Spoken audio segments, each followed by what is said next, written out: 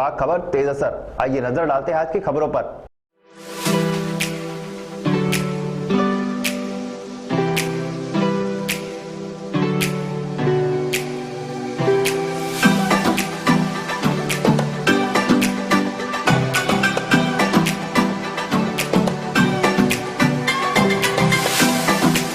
बागपत की बड़ौद कोतवाली पुलिस को 3 मासूम बच्चे लावारिस घूमते मिले हैं। तीनों बच्चे अपने परिजनों का नाम नहीं बता पा रही। उसी के चलते पुलिस ने उन्हें एक स्थानीय निवासी के सुपुर्द कर दिया है। इंस्पेक्टर बड़ौद का कहना है कि पुलिस बच्चों के परिजनों को ट्रेस करने की कोशिश कर रही है, जिसके बाद उन्हें परिजनों के सुपुर्द कर दिया जाएगा। फिलहाल एक स्थानीय निवासी बच्ची की देखरेख कर रहा है और उनका कहना है कि यदि बच्ची के माता पिता नहीं मिलते तो तीनों बच्चों को पालन पोषण वही लोग करेंगे। लावारिस मिली तीनों बच्चों की उम्र 2 से 5 वर्ष के बीच है। बच्चों को अपने नाम तो मालूम है, लेकिन अपने पिता और माता के बारे में वह कुछ भी बता नहीं पा रहे। बच्चों ने पूछताछ में अपने नाम इकरा, सुहाना और सुमैया बताया। फिलहाल बड़ौद कोतवाली पुलिस ने बच्चों के फोटो सोशल मीडिया पर वायरल कर उनकी शिनाख्त कराने का प्रयास किया है, लेकिन अभी तक बच्चों के परिजनों का कोई सुराग नहीं लग पाया है, जिसके चलते फिलहाल बच्चों को स्थानीय निवासी जब्बार के सुपुर्द कर दिया गया है। जब्बार और उसका परिवार बच्चों का पालन पोषण कर रहा है। ये हमारे यहाँ मदरसे के पास आई है, एक औरत छोड़ने आई है। हमने ये कहने लगी है ऐलान करवा दो। हमने ऐलान करवा आसपास मस्जिदों में, ये कोई नहीं आया। फिर अब बच्ची है हमारे पास, उसके एक लड़की का नाम सुहाना है, एक का इकरा है, एक का सुमैया है। ये हमारे पास ही है। इनका कोई ना माँ ना बाप कोई नहीं आया और इनके पास हमारे पास ही है। ये कोई नहीं आया इनके पास। पुलिस में भी इंक्वायरी करी हमने, वे भी आए, तो अब और कोई नहीं। माँ बाप ने मिलते ना पाल लोगे आप? नहीं जी, हम पालेंगे। जो नहीं माँ बाप आए हमारे पास ही रहेंगे। आएंगे दे देंगे, नहीं आएंगे तो हमारे पास है।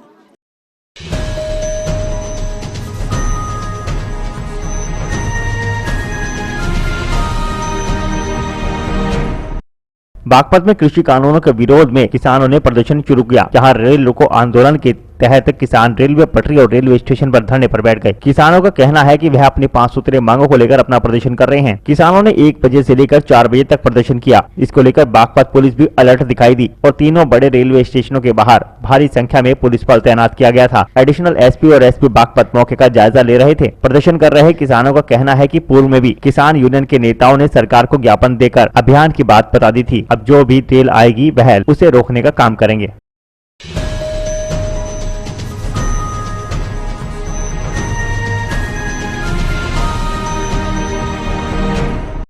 ग्रामीण इलाकों के खिलाड़ियों के लिए शुरू की गई समाजवादी अखिलेश स्पोर्ट्स लीग का आज समापन हो गया। समाजवादी पार्टी के प्रमुख अखिलेश यादव ने वीडियो कॉन्फ्रेंसिंग के जरिए विजेताओं का ऐलान किया और लाइव खिलाड़ियों को संबोधित किया। अखिलेश यादव ने साफ कहा कि उनकी सरकार आएगी तो बागपत को स्टेडियम भी मिलेगा और खिलाड़ियों को बड़ी सुविधाएं मिलेंगी। और उन्होंने सपा नेता और शकुन यादव फाउंडेशन के चेयरमैन अभयवीर यादव की इस आयोजन के लिए जमकर तारीफ की। बागपत के बालेनी में कृष्णा इंटर कॉलेज के मैदान पर पिछले कई दिनों से चल रही समाजवादी अखिलेश स्पोर्ट्स लीग में खिलाड़ियों ने खूब पसीना बहाया। कबड्डी, कुश्ती, क्रिकेट, शूटिंग सहित कई प्रतियोगिताओं के खिलाड़ियों को तालियों की गड़गड़ाहट से हौसला अफजाई की गई। सपा मुखिया अखिलेश यादव ने लाइव आकर न सिर्फ खिलाड़ियों का उत्साहवर्धन किया बल्कि विजेता खिलाड़ियों के नाम का भी ऐलान किया। इसके लिए टेक्नोलॉजी का सहारा भी लिया गया और बड़ी स्क्रीन भी लगाई गई। अखिलेश यादव ने कहा कि समाजवादी अखिलेश स्पोर्ट्स अकेडमी और शकुन यादव फाउंडेशन ने मिलकर जो शुरुआत की है वो खिलाड़ियों के लिए है। सपा खिलाड़ियों की हितैषी है और हम सरकार में आने पर बागपत में स्टेडियम भी बनवाएंगे और खिलाड़ियों को सुविधाएं भी देंगे। बहरहाल ये शुरुआत है। जैसे कि आप जान रहे हैं, हमने ये समाजवादी स्पोर्ट्स लीग जो कराई है, उस समाजवादी स्पोर्ट्स लीग के माध्यम से शकुन यादव फाउंडेशन और साथ साथ जो कि समाजवादी अखिलेश स्पोर्ट्स अकेडमी है, इसके माध्यम से हम ग्रामीण अंचल के बच्चों को आगे बढ़ाने का काम कर रहे हैं। ये एक छोटी शुरुआत है, पर ये एक छोटी शुरुआत आगे बड़ी बात का काम करेगी, क्योंकि इस शुरुआत से आज हमने ये एक जिले से शुरू किया है और इसको अकेडमी सिर्फ पुरस्कार वितरण नहीं, बच्चे आज जो बच्चे इनाम पा रहे हैं, ये बच्चों से इन्हीं बच्चों में से चुन के अकेडमी में बच्चों को भर्ती किया गया है और उसको हर जिले तक पहुंचाया जाएगा। अकेडमी के माध्यम से इन बच्चों को आज जो राष्ट्रीय स्तर पे खेल रहे हैं, मैं समझता हूँ आने वाले टाइम में साथ साथ जो है वो अंतर बहुत अच्छी एक शुरुआत हुई है। जो समाजवादी पार्टी के तहत एक की जा रही है, अभयवीर जी ने जो एक शुरुआत की है एक फाउंडेशन के तहत कि ग्रामीण अंचल में सबसे बड़ी प्रॉब्लम होती है, लड़कियों को पहले बहुत कम बढ़ावा दिया जाता था। जैसे कि मैं भी थी, मैंने भी बहुत सारी परेशानी झेली है, लेकिन आज का टाइम बहुत बदल चुका है। आज हम सब ने, बहुत लोगों ने आज अखिलेश जी को भी ऑनलाइन सुना, तो बहुत अच्छा लगा। मुझे लग रहा है कि अभी एक मोटिवेशन आ रहा है, सब लोग बहुत जागरूक हो रहे हैं, क्योंकि खेल एक ऐसी भावना है जिसके तहत लोग जुड़ते हैं, और खेलों से जो जुड़ जाता है वो आई थिंक उसका दिमाग भी बहुत ब्रॉड हो जाता है। वो आगे फ्यूचर में क्या चीज़ें हमें करनी चाहिए, क्या नहीं करनी चाहिए, तो हमें बहुत सोच डेवलप होती है। तो मेरे लिए एक ये जो मैंने देखा है बागपत क्षेत्र में, ये मेरे लिए एक पहला अनुभव है कि सब गेमों का एक मिश्रण हो रहा है, जहाँ पे हर गेम के बच्चे खेल रहे हैं। और जैसे कि मैं बोलूँ कि ग्रामीण अंचल की बात करें तो बहुत सारे लोग हैं जो आर्थिक स्थिति जिनकी बहुत ख़राब होती है, वो आगे नहीं बढ़ पाते हैं। तो फाइनेंशली एक बहुत बड़ा रीज़न होता है ना आगे बढ़ पाने का। तो मैं बहुत बधाई देती हूँ इस टूर्नामेंट के तहत जो 10 बच्चों को चुना जा रहा है, वो आगे बढ़ेंगे और ओलंपिक तक पहुँचेंगे। तो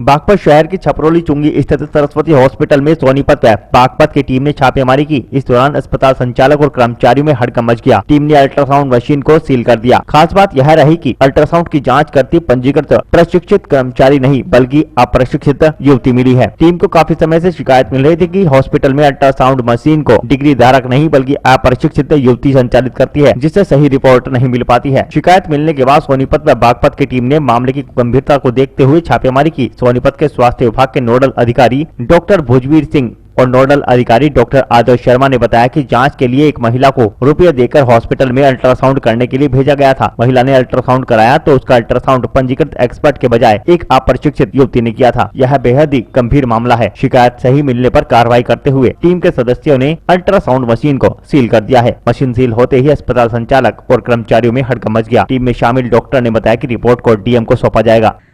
जी वे ये देखने के लिए आए थे कि यहाँ पे अल्ट्रासाउंड डॉक्टर कर रहा है या कोई और कर रहा है। क्या पाया उनको कुछ नहीं मिला। डॉक्टर जा चुके थे। तो वो सील करके गए मशीन, उसका क्या मामला है? अब इस चीज़ का बाद में उनसे जवाब मांगा जाएगा कि आपने क्यों करा है। ये एक साजिश के करता आए थे ये लोग।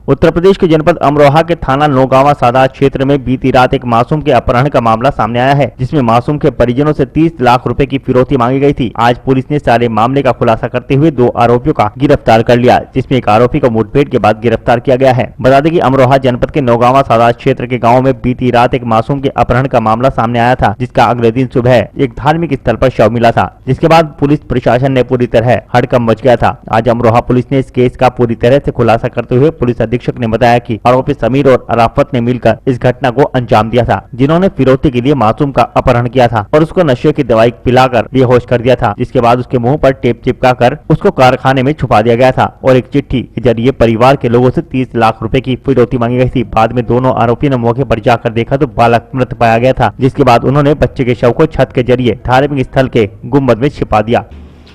देखिए ऐसा है, थाना नौगांवा सादात के बीना गांव के रहने वाले मेहताब ने एक मुकदमा पंजीकृत कराया था 16/17 की रात को।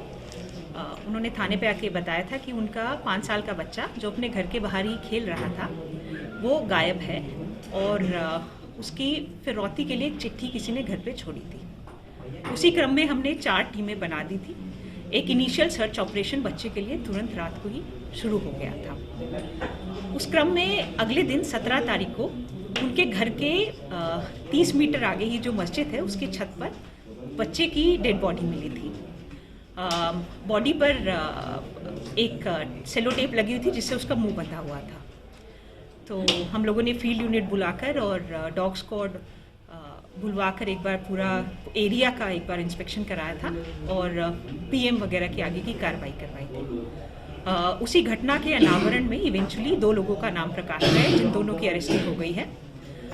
ये जो 2 अभियुक्त हैं जिन्होंने ये पूरी घटना कारित की थी, इनका नाम है एक तो समीर, जो हमारे वादी हैं उसी के पड़ोसी हैं, और जो दूसरा है उसका नाम है अराफात, जो नौगवा सादात कस्बे का रहने वाला है। घटने का मोटिव जो था वो यही था कि बच्चे को अपहरण करके हम लोग घर वालों से फिरौती मांगेंगे, लेकिन जैसे उन्होंने बच्चे का अपहरण किया तो उस बच्चे को कुछ खाने में कुछ नींद की गोली मिलाई, और इवेंचुअली शायद उस टसल में जो उसका मुंह बांधा गया होगा या उसको पकड़ा गया होगा, स्ट्रगल होगी, अनफॉर्चुनेटली उसमें बच्चे की मृत्यु हो गई। तो ये लोग भी थोड़ा घबरा गए, तो रात में ही इन्होंने उस बच्चे की बॉडी को जो पास में मस्जिद थी उस पर छुपा कर ये लोग निकल गए वहाँ से। ये पूरी घटना है। मैम, क्या इनका कोई आपराधिक इतिहास है? देखिए, अभी तक हम कोई आपराधिक इतिहास तस्दीक नहीं कर पाए हैं, पर जैसे जो अराफात है वो मुंबई में भी काम करता है, तो अभी इसमें थोड़ा सा समय लगेगा। हमको इनके जहाँ जहाँ वेयर अबाउट्स हैं एक बार वहाँ से भी लोकल पुलिस से संपर्क करना होगा।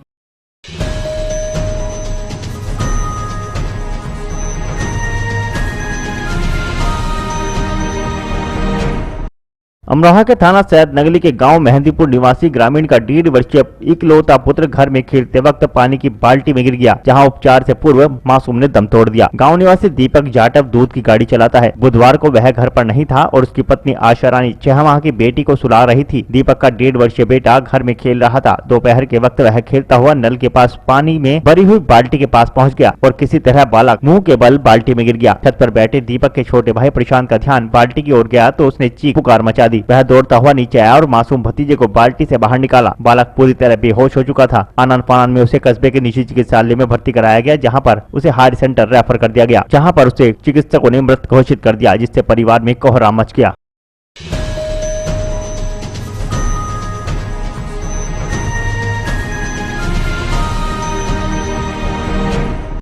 अमरोहा के हसनपुर सीएससी केंद्र में कोविड-19 टीकाकरण के 5वें चरण में टीके लगाए गए। आपको बता दें कि नगर के सामुदायिक स्वास्थ्य केंद्र परिसर में चिकित्सा अधीक्षक डॉक्टर अमित भरू के नेतृत्व में कोविड-19 टीकाकरण आयोजित किया गया। उन्होंने बताया कि 5वें चरण में कोविड-19 वैक्सीन लगाने का कार्य किया जा रहा है, जिसमें लाभार्थियों की लिस्ट के अनुसार नामों का मिलान करते हुए गेट के अंदर एंट्री कराई जा रही है, जिसमें पुलिस सुरक्षा व्यवस्था में थर्मल स्कैनिंग आदि करते हुए जाँच परीक्षण किए जा रहे हैं और कोविड-19 के टीके भी लगाए जा रहे हैं। जितने भी हमारे लाभार्थी आ रहे हैं उनको टीकाकरण लगाया जा रहा है कोविड-19 का। ये पंचायत राज अधिकारी, पंचायती राज के कर्मचारी ज़्यादातर आज का टीकाकरण हो रहा है और यहाँ सभी सुविधाएं मौजूद हैं। सब हमारे जितने एएनएम है अच्छी तरीके से कार्य कर रही है। सोशल डिस्टेंसिंग का ख्याल रखा जा रहा है, मास्क सैनिटाइजर का उपयोग हो रहा है और किसी को कोई रिएक्शन नहीं हुआ है, किसी तरह की किसी को कोई दिक्कत नहीं है, कोई दिक्कत नहीं आई है, कोई साइड इफेक्ट नहीं है इस टीके का।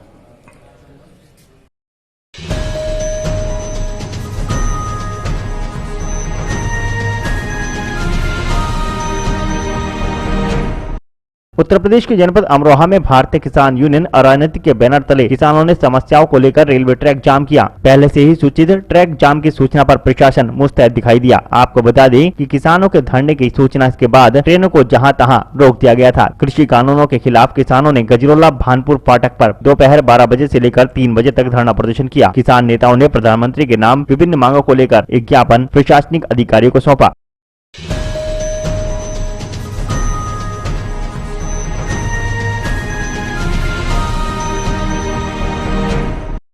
अमरोहा के हसनपुर के मनापुर में 7 वर्षीय शांति ने पापी पेट के लिए जान पर खेलकर करतब दिखाए। आपको बता दें कि नगर के सतीश टाकीज के निकट मोहल्ला मनापुर में बुधवार को दोपहर 7 वर्षीय मासूम शांति पुत्री छोटू ने पापी पेट एवं परिवार के पालन पोषण के लिए 8 फुट ऊंची रस्सी पर डंडे के सहारे बैलेंस बनाते हुए विभिन्न करतब दिखाए। जहाँ उसने करतब दिखाते हुए जनता का मन मोह लिया, वहीं मासूम करतबी किशोरी के रस्सी पर चलते वक्त उसकी माता नीचे खड़ी होकर लगातार उसकी देखरेख में जुटी रही। हालांकि शांति की मां का कहना है कि वह 4 वर्ष की थी तब से उसने कर्तव्य कार्य शुरू किया और लगातार 3 वर्षों से शांति के द्वारा यह कर्तव्य किए जा रहे हैं। वहीं मासूम शांति के कर्तव्य देखने वालों की मोहल्ले में भीड़ जुटी हुई थी।